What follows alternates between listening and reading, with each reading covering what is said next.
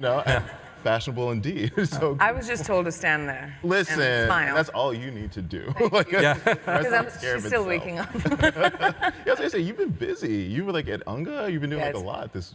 It's been a week. This week, but I juggle multiple balls, and I like being able to do all of them together. So and here we are. You're here. Thank you so much. Talking about my day job. So, I feel like we can hit on so many pressing questions around the streaming wars through your upcoming show, Citadel. So for starters, Anthony, can you explain what Citadel is and how it came to be? Yeah, it's a fascinating story, actually. It's something that my brother Joe and I have never experienced before in our careers. There's been new opportunities that have opened up with the streamers because they have such a clear, unified global agenda to how they reach audiences. And that's provided an opportunity for large global storytelling in a way, especially in the series format, that hasn't been explored before, attempted before. Even though we've had wonderful sort of popular series that have gone global, it's just the jumping off point continues to grow and grow and grow, and the reach continues to grow. So Amazon is in a very unique situation. My brother Joe and I have had an amazing relationship with Jen Salke for many years now. She knows us very well, our work very well. And she called us one day and said, hey, I have this idea that I want for a show. And she goes, I don't know what it's about, but basically this would be the concept. There would be sort of a mothership global series that somehow could feed other series that could be based in different countries around the world. And there would be a relationship between these various series, the mothership series and the sort of local series, where they would feed one another. And that was it. That was the idea she brought to us. And one of my favorite quotes is from the musician David Byrne. He said, musicians don't think in terms of 3-minute songs. He said, that's a business model that presents a creative opportunity. And I think that's, I've sort of found that's very true in the work that my brother and I have done. As an artist, you're constantly looking for different sort of business models that can help you realize the stories you want to tell. And so this was a brand new business model that we had never encountered before. So we went to work thinking about what kind of story could sort of work, something, there's a lot of things that we've been thinking about for years and years, and we had many collaborators that we love to talk to, and we sort of did a deep dive, and we came up with this idea. So sorry, that was a long prelude to how it came about. Long but informative. No, really, this is why I asked. I mean, it's fascinating to me. So what is the show about? Like when Jen said, here's this format that I'm interested in, how did you fill in that blank? Yeah, so the show is about it's set in the near future. Now this, I should give a little disclaimer. Even though we've been developing this show for a long time and we've been making this show for a long time, like we have been on it, very deep inside what the show is. This is the very first time. I know, I'm like so nervous. We are talking about it externally. And so that's it's a very strange shift. It's warped. Yeah, I know, we've never spoken about it. Because you constantly have to be going, how do I explain this to somebody who hasn't had 4 years, been immersed in it for 4 years, right? So it is it's a spy show set in the near future. It's about a global spy organization called Citadel that is basically been a defender of humanity, the best interests of humanity, with a focus on sort of the most vulnerable people that need it most, equity, democracy, fairness. And that agency, it's built around 2 agents within that agency, Priyanka's character and a character played by Richard Madden. They're the top agents in the agency. And this agency ends up coming in conflict with a new rival agency that has been developed by the world's elite to sort of protect their self-interests. And it's a global struggle between these 2 competing points of view about what humanity should be. Right. And who's right and who's wrong. Like the duality on the show is really interesting. That Citadel in a dystopian future is the world decided to come together and say intelligence should be shared. right? So let's have a global intelligence agency that protects the world and its interests. And then there's the other side of it, the conflict, which says that who are you to decide what is right and wrong? Who are you to decide what is just and what's not? So the perspectives are true to both. There's not like a bad guy and a good guy, and that's what's so interesting about it. With like, there's duality with everyone's characters, there's duality with the show, so you just don't know when you're going to be hit with what. Right. And so what pulled you in? Is like the depth of storytelling? Is that what made you say yes to something like this? What pulled me in, honestly, I have an amazing relationship with Amazon, and I have a first look deal with them, and we're working on multiple things. I've been a tremendous admirer of the Russo brothers, and what honestly pulled me in was the social experiment of the show. That how do we cross-pollinate audiences across the world? So you have 6 local languages shows, right? Like India, Italy, France, where else? Still TBD. We're still working. But 6 of them, 3 have started work, but the idea of having local language series that you don't have to watch the American show to understand. They stand alone in their own way, but if you watch all the other shows, they're all connected. And that's never been done in television. It's such an interesting experience, experiment, especially for a streamer like Amazon that caters to audiences across the world. Prime is watched in different parts of the world, and to be able to offer a show which cross-pollinates audiences and languages is just so exciting to me. So it was innovative, and that's what I loved about it. And then, of course, you add in having a great part, and the Russo brothers, and Amazon's excitement around it. It was just like a no-brainer for me. And also this is the second time I'm doing TV, so that was fun too. And can I just say, I love the fact that you, Priyanka, keep taking these action roles, because I feel like it's one thing, we don't see enough brown women in these action roles. I remember when you were like on Quantico, and I loved that show, and I feel like it was a great show, but it's also so refreshing to see someone like you taking these punches, taking these hits, and so I would love to hear just about, is that something that you look for in projects? Like, do you just like that physicality? Do you like that challenge? Do you like that representation of seeing like an action star that looks like you? Of course, there's an excitement about being able to work with, people who do the best action in the world, to be put in a situation where you can really thrive, be surrounded by a team, which, their team is amazing, who make you feel safe. I do most of my stunts myself. I have from the time that I was in India. I've done a lot of action work in India. I just trust my body. It's something that I know, I'm familiar with. I've trained for many, many years, since my first Dawn movie, which was, I think, 2006 or something. But I've done action always. It's the one thing that I know I can count on, and I know with training, it's physical. It's like math. It's like with training, you'll be able to do it. So I do enjoy the physicality of it, the strength of it. I do love being the one who kicks ass too, and not just takes the hits. Exactly. But that's a fun medium to be able to express, and not very many females get to do it. And so I don't technically look for it. I think a lot of it comes to me too, because people are like, okay, she can do that. So, but I do enjoy it tremendously. To push yourself every time to be physically challenged and find some form of action which you haven't done before is fun. Yeah, absolutely. But I like your analogy, but I will point out that, like math, not all of us can excel at it. Yep, that's what I that's why I said math. Just go ahead and yell at me then, because But Anthony, with your work in Marvel movies, you and your brother Joe were major players in making cinematic universes like an institution in storytelling. And we just talked about how the global reach that this show will have. It's going to have these satellite shows across different countries. So what are some of the tenets of not only creating a universe, but making sure that it keeps its momentum?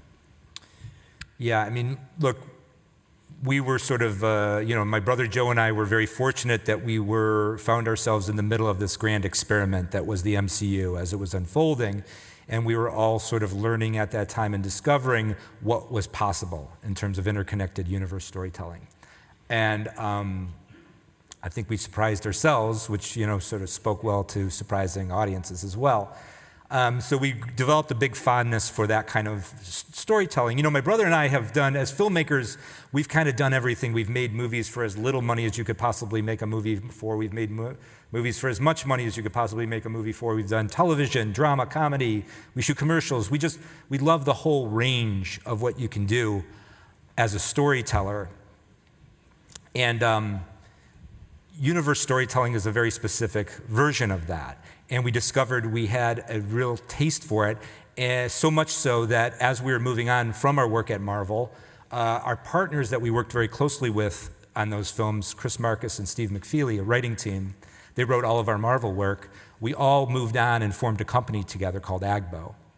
And this company kind of has a dual focus. On one level, we want to continue the process of universe storytelling, because we love it so much. And we feel like it presents new opportunities for us as storytellers and new opportunities for audiences to experience narrative and character in ways that can be more surprising to them, because you can take certain liberties when you're doing interconnected narrative storytelling that you can't when you're not doing that, when you're just confined to a smaller point of view. Like we always say, look, the only reason we were able to end Avengers Infinity War with Thanos destroying 50% of all living things, including the Avengers, is because there was going to be an Avengers Endgame at one point, right? So it's like, you can't do that. And people were really devastated at that time, But it worked because they knew it wasn't like final devastation. So it's never final devastation in the Marvel universe. Yeah. So the ability to pivot narratively is very fun and exciting and surprising for audiences. So that's part of our mission, and Citadel is like the shining example of it, because nobody has ever tried this form of narrative universe before. It's never been done. It's thrilling. And we've been doing it for 4 years, and still nobody's attempting. Yeah, exactly. Because it takes a lot. By the way, we've been doing it for 4 years because it's very hard to do. Yes, imagine it takes a long time. coordinating stories of all characters in all local countries, including this, and making sure you write where your characters have agency, and it's just so convoluted, exciting, and complex that it's just juicy. Yeah. I love it. You're scared. You're scared every day when you go to work. Terrified. It's a good fear, though. And so, Priyanka, you have your own production company, Purple Pebble Pictures, which is so fun to say. So, what would you say is your sort of North Star, your mission statement with your production company? So I founded Purple Pebble Pictures about 10 years ago in India, and the idea was to do local language movies, regional movies, because India has local language industries outside of Bollywood. Bollywood is Hindi speaking. You have, Malayalam, you have Telugu, Tamil, Punjabi. There's just so many languages that you can tell stories in, and I wanted to highlight local language storytelling in a mainstream way. Which at that time was kind of a newer idea, but I always like to have a lane which is kind of my own, versus it was going local while I was moving to the States. It was really fun to do.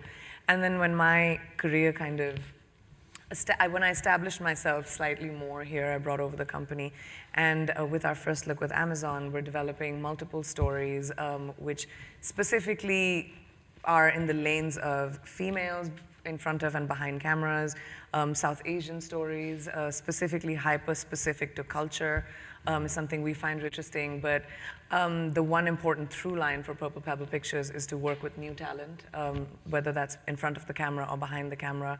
So we develop a lot with writers, directors, people who've made small indie movies and want, an opportunity to be able to be in front of an Agbo or in front of an Amazon. I become the shoulders for people to jump off of, and use my platform to present new filmmakers and, influx the industry with females behind the camera and especially South Asian talent behind the camera. And I love the fact that you mentioned you have a focus on being like hyper specific with cultures, because one thing that I have been thinking about, and we had a panel on this a few days ago, is finding the nuances in representation, because I think sometimes people will stop at saying like, oh, you want to represent South Asian women, but there's so many cultural differences, like like gender identity, sexual orientation. There's so many intersections within the larger picture. Completely. So I'd love to hear a little bit more about how you're thinking about having that diversity within representation. What I love about the power of South Asia, we have similar cultures. Whether you think about India, Pakistan, Bangladesh, Sri Lanka, like all of these countries, we're like, we have similar cultures, similar foods, similar stories, similar families. And that's why collectively we're a really powerful group, but very, very underrepresented. And I think if you come together collectively and say, we want to be represented in mainstream English medium, English language entertainment, which travels around the world, we need to be seen with the kind of population that we actually are. Which is why it's so important to work with talent across the diversity of South Asia. So whether that is filmmakers from Bhutan or like Nepal or like even the smaller countries, we're working with filmmakers that have just done like 1 or 2 movies, but just want to get through the doors to be able to tell their new ideas. And that's where I enjoy that so much. I didn't have any sort of support when I first joined the film industry. I kind of had to navigate it a little bit myself, and that's terrifying. Yeah. So I want us to be, as Purple Pebble, a home for people who want to navigate this big medium of entertainment, the ever-growing medium of entertainment. And especially with streaming, it's such a wonderful time to be able to find an audience for any kind of story. Right. If you have a story to tell, there's someone who will watch it with streaming, and it gives so much freedom to filmmakers to be able to express themselves. And I'm so glad you brought up streaming, because I wanted to get both of your assessment, an honest assessment of the streaming landscape right now, because there was like this massive influx of subscribers during the pandemic, and then as we've seen, there's mergers happening. Some platforms are losing subscribers. So, what is both of your honest assessments of where we are right now in the streaming wars, the streaming landscape? Well, I think everyone's learning a lot. It's new to everybody, and it's only going to get bigger and better. I think that there is definitely, if you think about theatrical versus streaming, they're both going to exist in some form or the other, because they're both very completely different experiences.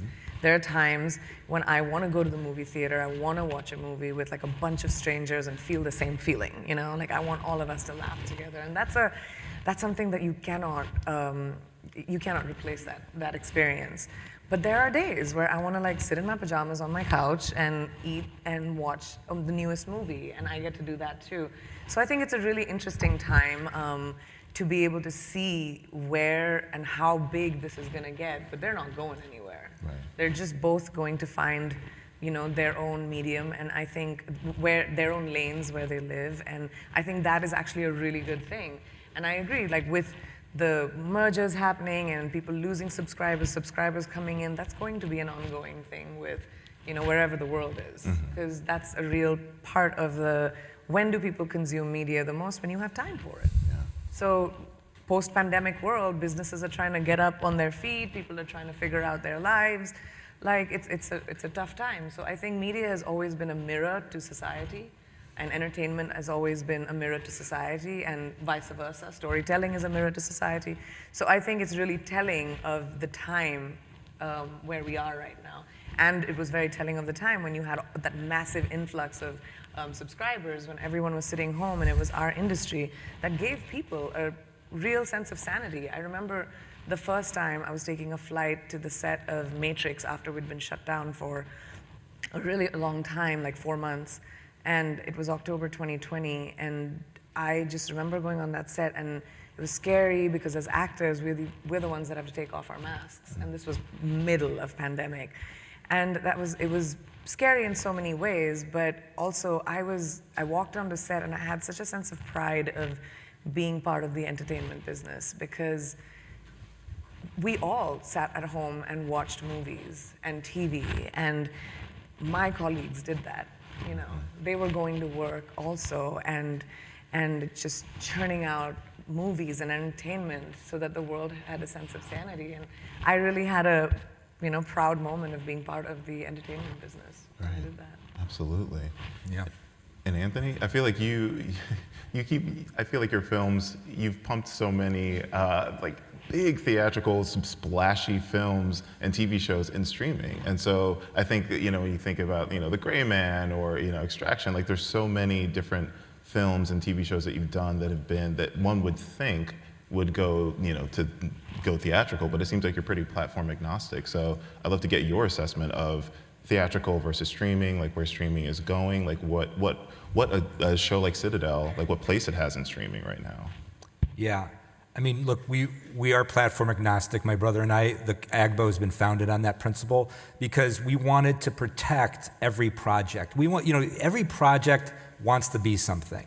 And you want to sort of develop it creatively in a way that allows it to become whatever that is. And you want to find the right partner who can sort of help you make a project like that and make it more of what it is. So we like to be very fluid in terms of we're very well financed, we can develop things in-house, and when that project is ready, we sort of bring it to market, and we'll bring it to market with a very open mind about what is going to be the right format for this storytelling. And Citadel, again, it's so unique. Amazon presents and streamers in general present a very unique business model that is different than what has come before it.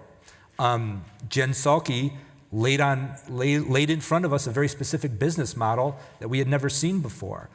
These are incredible opportunities to do something new and different creatively, and I think Citadel is very much been made possible by that. The very first thing that AGBO did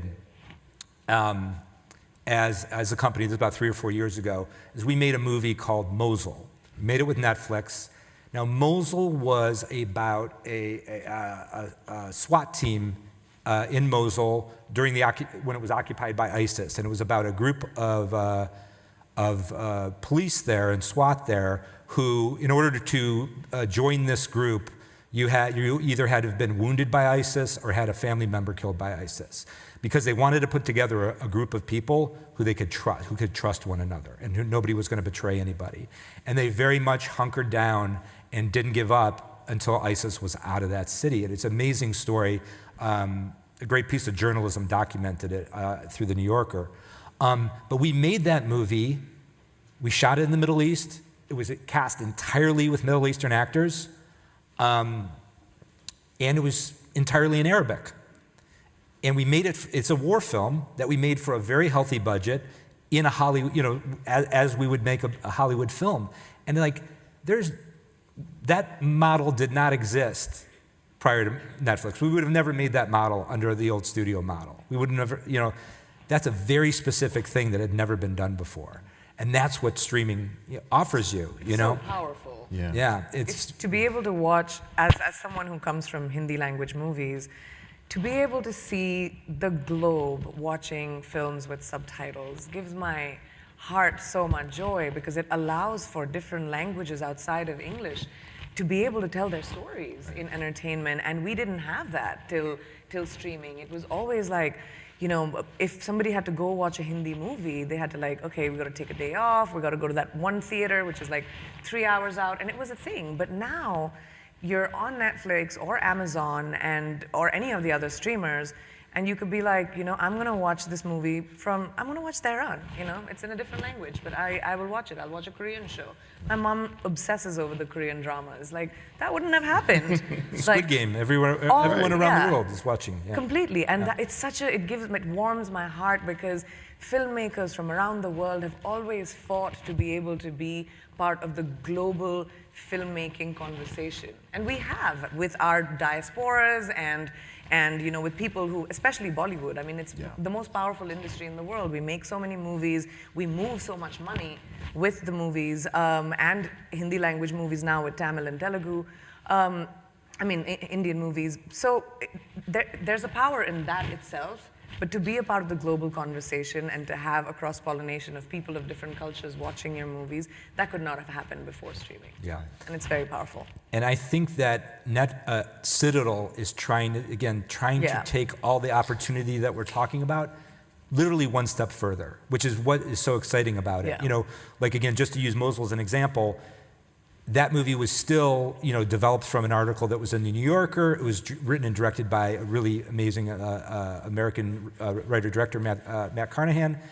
But this show is different. And I want to go back and credit Jen Salke again for this, because as we started, once we had the idea for the show, certainly with those two leads, like the first name that ever came up was Priyanka's, and Jen Salke brought that name up.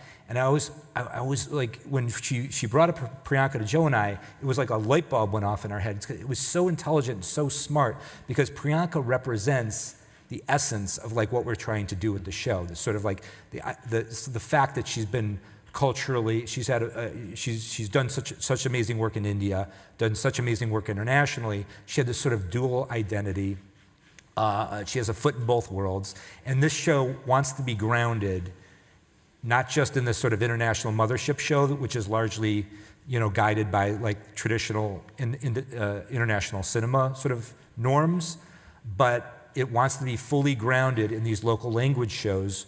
One of the most important is in India, that are being generated by local talent, local writers, local showrunners, local directors, local actors, and it's very much an expression. It's not us telling them what their story should be. It's them sort of coming up with what that story is, and us working collaboratively with them. And like Priyanka said, we're doing that in India, we're doing that in Italy, we're doing that in Mexico, and perhaps other places. And it's very exciting. And I just think, again, it goes back to your streaming question. It's like, something like this is like not possible any other way.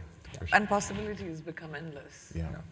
Absolutely. And in just a few minutes we have left, I know that the theme of this year's festival is Innovation Unbound, and I've been asking this of all my guests so far. Is there anything you need to let go of to be a better, more innovative leader going forward? You answer this one first. I have a few on that list. Gosh, I didn't see this one coming. You're welcome. Can I get back to you in a day? Let go of. Geez, I don't know. I mean, I guess it's,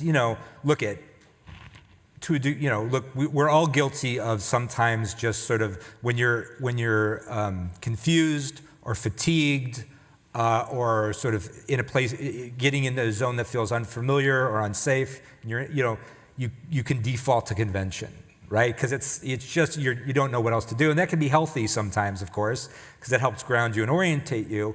But you just have to be careful that you're doing it because you need to be doing it. It's like you always have to question yourself in those moments, because you don't want to fall back on convention unless you absolutely have to. There's no other way forward, right? Because the most exciting thing is to keep defying convention and to keep pushing yourself into zones that are scary and are unknowable and are going to take all your efforts and skills and all the efforts and skills of your collaborators to figure out and pull off properly. That's sort of always the most exciting zone to be in. So I would say, just to, like, for myself, it's like those moments when I'm feeling a little tired or lazy and like maybe defaulting to convention. Right. Priyanka? Sure. I think that innovation is the only way to evolve. And if you're not evolving, you're stagnant, it's boring, bye, you should go to bed. So I think, but for me, that's a little bit of a struggle for me. I juggle a lot of balls, and sometimes I'm just so tired that I don't pay attention to the next thing as much as I would want to.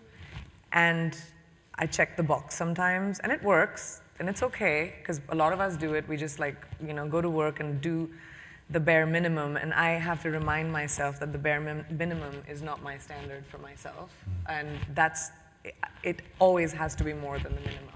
Right. And you have to remind yourself to take some time. I was just talking to somebody outside. This week has been so tiring for me, but you just have to take some time to whatever you want to do. Go to bed early, have ice cream, just feed your soul.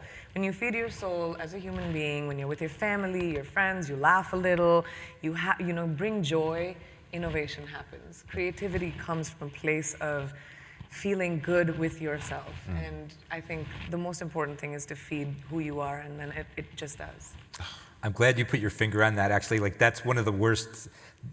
When you're overextended, that's when you're most vulnerable. Like, I didn't pay attention to that. And sort of, but it's your own fault if you're overextended. Totally your fault. Right? You have to take care. You gotta say love no what you sometimes. said. Yeah. No. Awesome. But I'm glad you said yes to this panel. So thank you so much. That's going to do it. Thank you so much, Priyanka and Anthony. I really appreciate it. Thank you. Guys.